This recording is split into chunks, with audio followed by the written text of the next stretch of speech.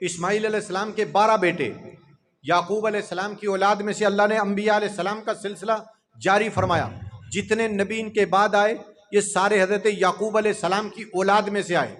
इस्माइल अलैहिस्सलाम की नस्ल में से कोई नबी नहीं आया, कोई रसूल नहीं आया। इस्माइल अलैहिस्सलाम की औलाद इसी तरतीब पर चलती चली गई। 12 बेटे थे, चलती चली गई। इस्माइल अलैहिस्सलाम मक्का में आके आबाद हो गए और उनके जो बेटे थे वो मुख्तलिफ मकामात पर आबाद हुए। अब जब यहूदी सुन गुन कर रहे हैं, यहूदी जब सुन गुन कर रहे हैं तो इनको मक्का में आके पता चला कि अब्दुल्ला का बेटा पैदा हो। ये बात सुनकर सफ़े मातम बिछ गई कि जनाब इसहाक अलैहिस्सलाम की औलाद से नबूवत ख़त्म हो गई। तो इसहाक अलैहिस्सलाम का जो बेटा याकूब, याकूब अलैहिस्सलाम का बड़ा बेटा यहूदा, उस यहूदे की नस्ल से जो लोग चले वो यहूदी कहलाए, यहूदी कहलाए। आज भी जो इसराइल कहलाते हैं अपने आप को, याकूब अलैहिस्सलाम के 2 नाम थे, एक याकूब और एक इसराइल। तो ये कुरान में जो आता है या बनी इसराइल, ए याकूब अलैहिस्सलाम के बेटो, या बनी इसराइल ए याकूब अलैहिस्सलाम के बेटो, या बनी इसराइल ए याकूब अलैहिस्सलाम के बेटो। तो याकूब और इसराइल ये एक ही पैगंबर के 2 नाम हैं। अल्लाह ने इसमें से आगे नस्ल चलाई। इस्माइल अलैहिस्सलाम की नस्ल में से कोई नबी ना आया। ओ बहुत अरसा बाद एक बंदा पैदा हुआ, एक बच्चा पैदा हुआ मक्का में, जिसके अब्बा का नाम अब्दुल्ला, जिसके दादा का नाम अब्दुल मुत्तलिब, जिसके परदादा का नाम हाशिम, जिसके पीढ़ी दादा का नाम अब्दे मुनाफ, उसई, किलाब बिन मुर्रा बिन काब बिन लुवई। ये आगे तक सिलसिला चलता चला जाता है। और आमना की गोद में अल्लाह ताला ने इस बच्चे को चमकाया। हज़रत आमना कहती हैं जब ये बच्चा मेरी गोद में था, ये मेरे पेट में था, मुझे ज़रा महसूस नहीं होता था कि भाई बच्चा पेट में है, हालांकि बड़ी तकलीफ़ होती है। कुरान ने इसका जिक्र किया व हमलुहु व फिसालुहु सलासून शहरा। ये माँ जो बच्चा पेट में उठाती है, इसका जिक्र अल्लाह ने कुरान में किया है, इसका जिक्र अल्लाह ने कुरान में किया है। और हमारी किताबों में लिखा है कि बच्चा पैदा होते वक्त माँ को जो तकलीफ़ होती है, औलाद सारी ज़िंदगी इस तकलीफ का बदला अपनी मां को देना चाहे तो क़यामत की सुबह तक नहीं दे सकती। और अगर बाप के एहसानात का बदला उतारना चाहे औलाद, कभी नहीं उतार सकती, सवाए इसके कि बाप किसी जगह ऐसा फंस जाए कि उसको गुलाम बना दिया जाए। बाप को गुलाम बना दिया गया, गुलामी की जंजीरों में जकड़ दिया गया। औलाद में से कोई उठता है और अपने बाप को गुलामी की जंजीरें काट कर आज़ाद कराता है, तो ये किसी दर्जे में बाप के एहसान का बदला हो गया। वरना माँ बाप के एहसानात का बदला औलाद क़यामत की सुबह तक नहीं दे सकती। तो नबी अलैहिस्सलाम जब हज़रत आमना के पेट में थे तो बड़ा सुकून महसूस करती थी और खर के आदत चीज़ें भी देखती थी, लेकिन उनको कौन बताता कि तेरे पेट में जो है ये कायनात के लिए रहमत बन के आने वाला बच्चा है।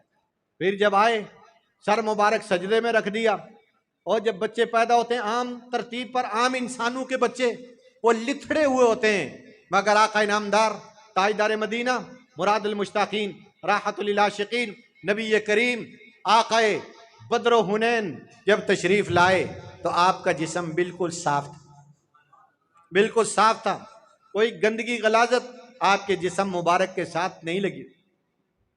एक नाड़ू होता है यहाँ नाफ, ये नाफ भी नहीं थी आपकी। और बच्चे जब पैदा होते हैं उनको नाई को बुलाया जाता है या नाई के पास उनको ले जाया जाता है, वो बच्चे की सुन्नतें बिठाते हैं। मगर मेरे और आपके प्यारे आका अलैहिस्सलाम जब दुनिया में तशरीफ़ लाए तो सुन्नतें बैठे हुए थे, मख्तून पैदा हुए, उनका खतना था। ये चीज़ें कहीं और दस्तयाब नहीं हैं। तो इन सिफात वाला बच्चा जब पैदा हुआ, हज़रत आमना फरमाती हैं कि मैंने जब ये बच्चा पैदा हुआ तो मशरक़ और मगरब को रोशन देखा, एक नूर निकला मेरी गोद से जो मशरक़ और मगरब को रोशन करते देखा। तो ये क्या है, ये वो अजीम बच्चा, उसकी ये तरतीब शुरू हुई। अब इनके वालिद इनकी पैदाइश से पहले दादा अब्दुल मुत्तलिब ने हज़रत अब्दुल्ला को कारोबार तिजारत के लिए मुल्क शाम भेजा। ये अरब के लोग 2 मरतबा तिजारत के लिए जाते थे। एक सर्दी के मौसम में, एक गर्मी के मौसम में। इसका जिक्र अल्लाह ताला ने ली इलाफी कुरैशिन इलाफिहिम रिहलतश शिता, इसके अंदर जिक्र फरमाया है। और इसकी तफासीर के अंदर आप देख लें, सर्दी और गर्मी के दो सफ़र, क्योंकि सफ़र जो है ये वसीला ज़फ़र होता है। ज़फ़र का अरबी में माना कामयाबी। जब इंसान सफ़र करता है तो सफ़र के अंदर दुआएं कबूल होती हैं, और जब तिजारत के लिए सफ़र करता है तो अल्लाह ताला इसमें बरकत अता फरमाता है। आदमी लेन देन करता है, घर से उठता है, बाहर निकलता है, अल्लाह की तरफ ध्यान करता है, तवज्जो करता है और तवक्कुल अल्लाह करके निकलता है। बिस्मिल्लाह तवक्कल तो के अल्फाज पढ़ के सफ़र के लिए निकलता है। फिर कारोबार करता है, भाव ताव करता है, अगर अच्छे ईमानदारी की तरतीब पर भाव ताव करता है, फरिश्तों की दुआएं लेता है, अल्लाह की रहमत समेटता है, अल्लाह कारोबार में बरकत देते हैं। हज़रत अब्दुल्ला को हज़रत अब्दुल मुत्तलिब ने मुल्क शाम भेजा, वापसी पे मदीना, जिसका पहले नाम था यसरिब, यसरिब का माना बीमारियों का घर। हुजूर ने जब हिजरत बाद में की और मदीना पहुंचे तो यसरिब का नाम बदल के मदीना रख दिया था आपने। तो यसरिब में आए तो यहाँ वबा फूटी हुई थी।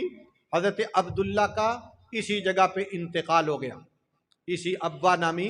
तो जब हज़रत अब्दुल मुत्तलिब को पता चला, इनके 10 बेटे थे हज़रत अब्दुल मुत्तलिब के, 10 बेटों में से एक बेटे ज़ुबैर को उन्होंने मदीना शरीफ भेजा कि जाके अब्दुल्ला की खबर लें। हज़रत अब्दुल्ला की वहीं तदफीन हो गई हुज़ूर पाक सल्लल्लाहु अलैहि वसल्लम के ननिहाल में। फिर हज़रत नबी पाक सल्लल्लाहु अलैहि वसल्लम को माँ ने पाला, दादा परवरिश करते रहे, एक अरसे तक दादा ने परवरिश की। फिर दादा का भी इंतकाल हो गया। उसके बाद नबी अलैहिस्सलाम के चचा अबू तालिब, उन्होंने नबी पाक सल्लल्लाहु अलैहि वसल्लम की देखभाल शुरू की। लेकिन ऐसी तरतीब नहीं कि बहुत ज़्यादा मालो दौलत खर्चा हो रहा है, बस अल्लाह पाक की तरतीब थी, अल्लाह ने अपने इस अजीम इंसान की परवरिश करनी थी, करते चले गए। फिर चलते गए नबी अलैहिस्सलाम की उम्र मुबारक जब कोई